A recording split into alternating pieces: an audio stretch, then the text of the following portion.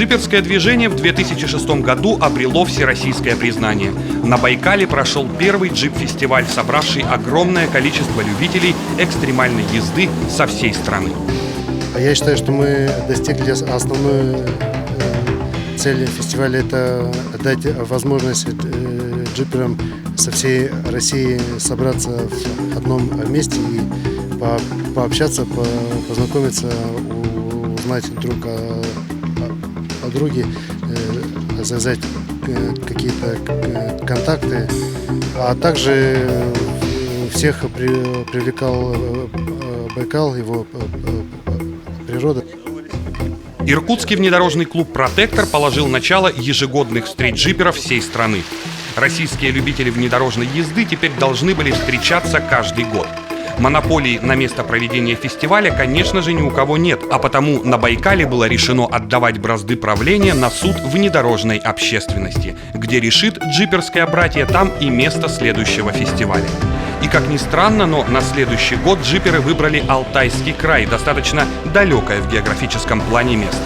Но несмотря на это, на участие во втором всероссийском джип-фестивале было подано более 100 заявок. Это на треть больше, чем в прошлом году. Фестиваль – это больше, наверное, место встречи, общения и знакомства джиперов России и ближнего зарубежья, нежели серьезные соревнования.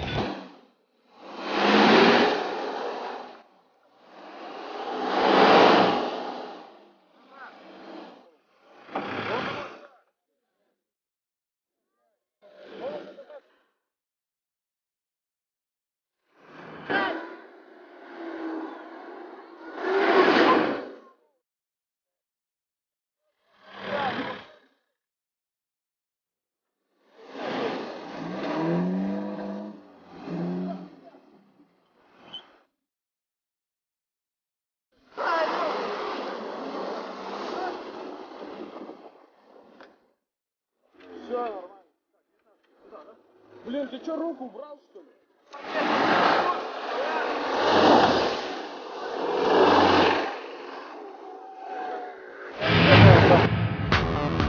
На эти самые несерьезные, но такие далекие и манящие своей масштабностью соревнования было решено отправить 2 экипажа от якутского внедорожного клуба «Мамонт». Короткий Nissan Safari с судовым дизелем ТД-42, пилотируемый Дмитрием Хватовым, и ГАЗ-69 с двигателем 4D56, который, кстати, вызвал массу споров по поводу своей надежности. Почти 3 месяца в гаражах Якутска эти машины подвергались постоянным экспериментам. Люфт подвески, переделки салонов, дополнительные амортизаторы и многое другое.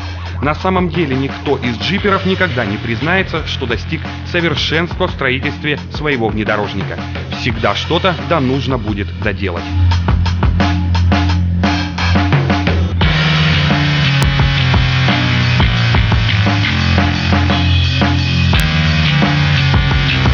Большие будут переделки из-за лифта. Надо будет рулевые тяги полностью переделывать, а тяги панары тут, практически все. Работы много еще. Работы еще очень много.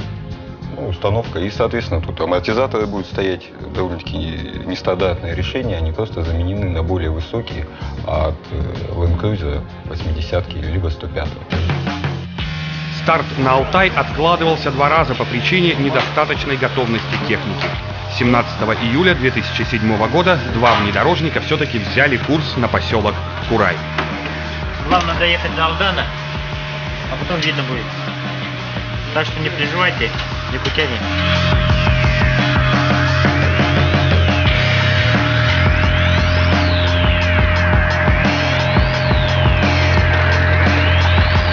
Для того, чтобы преодолеть почти 5000 километров до места проведения второго всероссийского джип-фестиваля, у якутской команды было ровно 7 дней.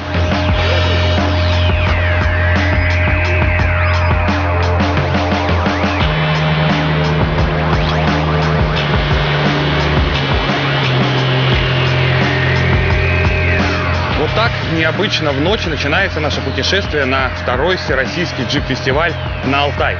На моей памяти еще ни одно мероприятие внедорожного клуба «Мамонт» не начиналось в столь поздний час, но тем оно и интереснее. В Внедорожник – автомобиль, предназначенный для движения вне дорог. Это мы четко поняли, когда выехали на грунтовку. Держать крейсерскую скорость в 80-90 километров для таких тяжелых машин достаточно сложно. Привыкли мы у себя в Якутии месить грязь, а быстро ездить не пробовали. Отсюда постоянные перегревы двигателя, ремонты и потеря драгоценного времени. Жалко газик. Такая дорога. Всю душу из него вытрясает.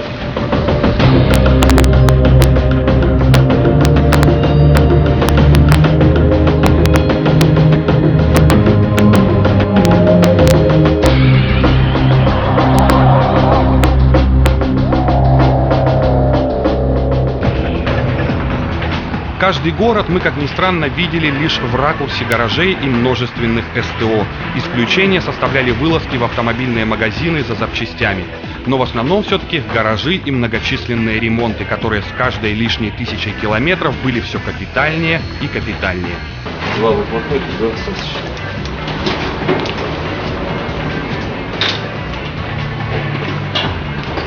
Цена вопроса.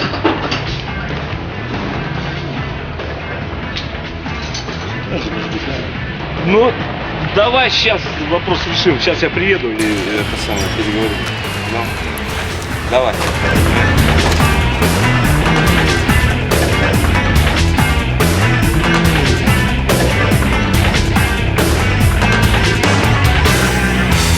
Я вот на самом деле считаю, что это был эксперимент не над машиной, а эксперимент над человеком.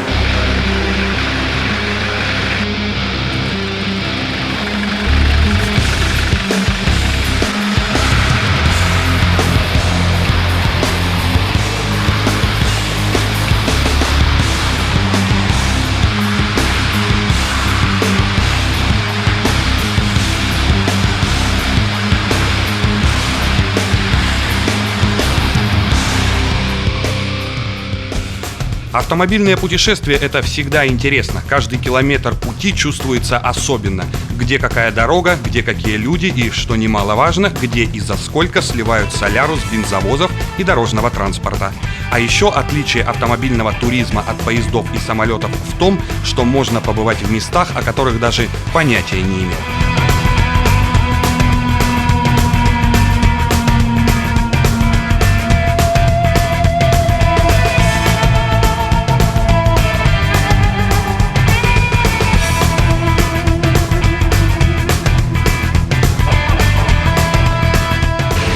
Самая большая точка смотровая. Наверное, что-то меня не впечатляет. Абсолютно.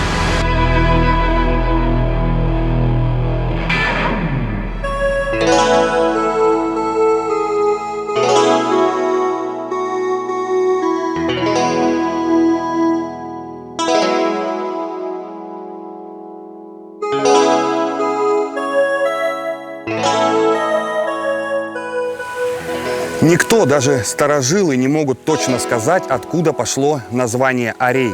Но вот легенд о происхождении этого озера множество.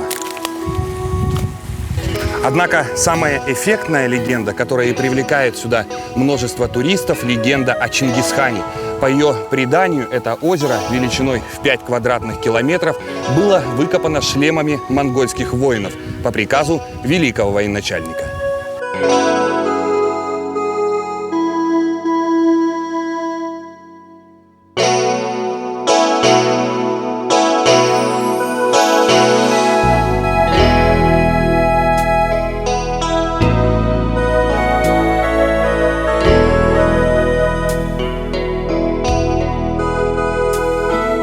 Озеро само по себе очень уникальное по своим целебным свойствам.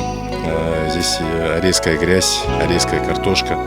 Сам воздух, есть такая, называется она, альпийские луга. Там разнотравье, более 1000, по-моему, трав разных. Чингисхан, когда со своим войском шел, здесь они остановились на лагере. Был у него переводчик, толмач, горбун. И он, когда стал умываться мыться в этих ручьях, то он, как по легенде говорят, что он распрямился. И все его воины, которые были ранены, они когда умывались, у них прямо раны на глазах заживали. И тогда Чингисхан повелел, чтобы каждый воин принес по шапке песка. И вот эта вот песчаная гряда образовалась, вроде как запруда получилась, и образовалось это великолепное озеро.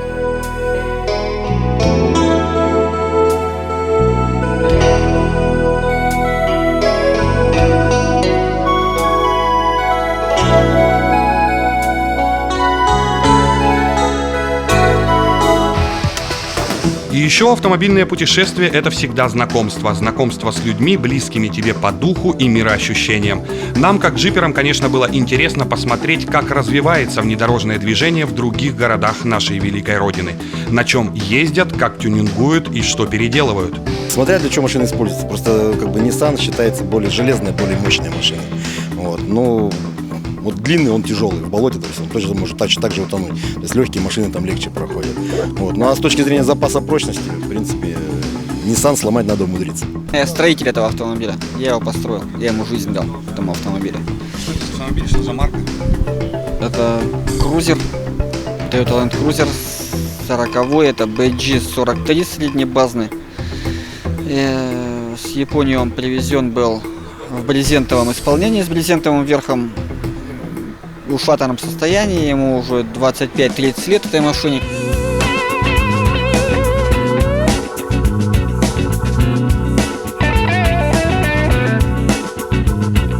Oklahoma City, I'm on my way. I'll make St. Joe this evening if I can. I got a job to do, so far away. Иркутский внедорожный клуб «Протектор», более 25 подготовленных внедорожников и огромное количество любителей экстремальной езды. Именно эти люди в 2006 году положили традицию ежегодных сборов джиперов всей страны. Именно здесь, на Байкале, состоялся первый всероссийский джип-фестиваль. Именно с этими людьми мы и хотим вас познакомить.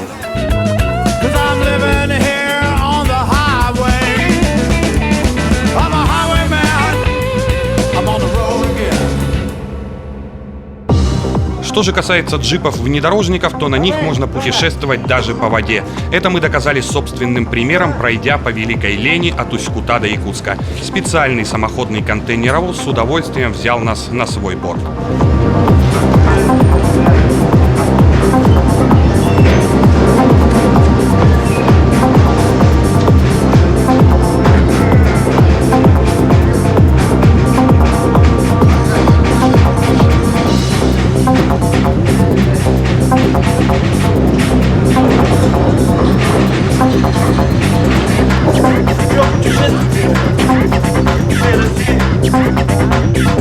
Полную версию летних путешествий якутского внедорожного клуба «Мамонт» смотрите в наших следующих программах.